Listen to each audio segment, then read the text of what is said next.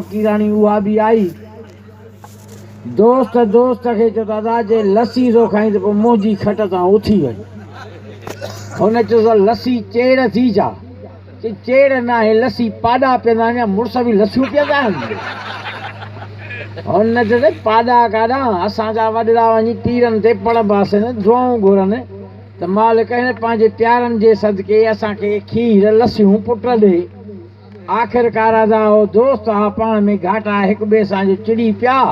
हुनखे धिको ॾिनो, लस्सी हारजी पई। हुन चयो मुंहिंजी लस्सी हारी अथई, भाॼी कीअं ॾियांसि खाइण। हुनखे धिको ॾिनो त हुनजी बि भाॼी हारजी पई। वरी फ़क़ीराणो नंगर आयो, नंगर करे जॾहिं हलिया त वरी पोइ उस्ताद साईं महिमाननि खे अॻु भरो छॾणु आयो। मोटी जॾहिं जो पंहिंजी ओताक ते आयो त लस्सीअ खे लिया पाए ऐं ॿोड़ पियो चवे त तुंहिंजो कहिड़ो कमु निभागी जो ओताक में आई आहे। लस्सी अचि हाणे बसि कर, मोतबर न थी, मूंखे अॻ में ई बाहिया कि बाहि कहिड़ी थी ॻाल्हि त पोइ बि पधरी आहे। असां पट ते तूं पई आहे पट ते, मां वेठो आहियां खट ते। छो त उहो गतरा जेके भाॼीअ जा हुआसीं त खट ते पिया हा न, लस्सीअ त मथो तर। अवा हे जो विढ़ी पिया झेड़ो थी पियो। हाणे ॻाल्हाइणु उन्हनि जो आहे जेको उस्ताद असांजे कलम बंदि कयो आहे, उहो तव्हांखे मुनाज़िरो थो ॿुधायां।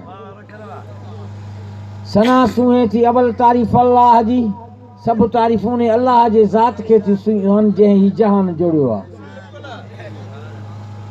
सना सुहे थी साईं जी जो लोकनि जो लजपाल, करीम रहीम कदीम अज़ीम आ जानब रब जलाल।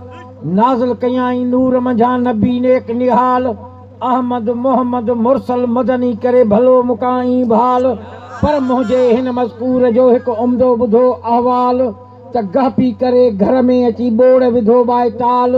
ॾमरजी उथियो ॾुध ते फूंड जी फ़िलहाल, मुंहिंजो मान मथां तोले सभु के करे सुवाल। तोखे लस्सी सॾनि लोक में माई मुंहिंजो ॿुध मिसाल। तूं हली कोन होटल ते उते मूं ते कुर्ब कमाल। खटी मूंसां खेटो छॾ कोन्हे किनी तुंहिंजो काल। मुंहुं में मिर्च मसाला ॾियो त मछी पवे माल। ॻाढ़ो रिझी गुण कयां ॿियो लुची थियां लाल। तुंहिंजो मूंसां ताल मूर न ठहंदो मलूक चई।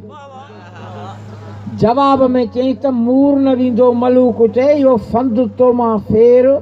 अणांगो हली थो औरत सां, तूं किना आहीं केर। मूंखे मारूं खाइनि मुल्क जा गंदा तो में ग़ैर। हर को मूले हैरान आहे तो छो वेरी विधो आहे वेर।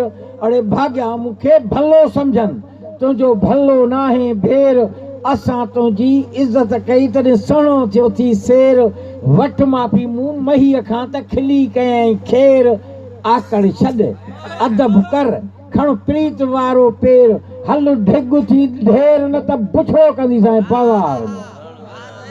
ॿोड़ तूं छा बुछड़ो कंदीअ बाज़ार में। ॾे छॾे फूंड फसी, मूंखे अमीर खाइनि आसूदा, तोखे मज़ूर खाइनि मसी। पर मुंहिंजी ॻाल्हि मलूक चए कंहिं ॾाहे नथी ॾसी। त हर को मूले हैरान आहे त भरे आ भोञ बसी।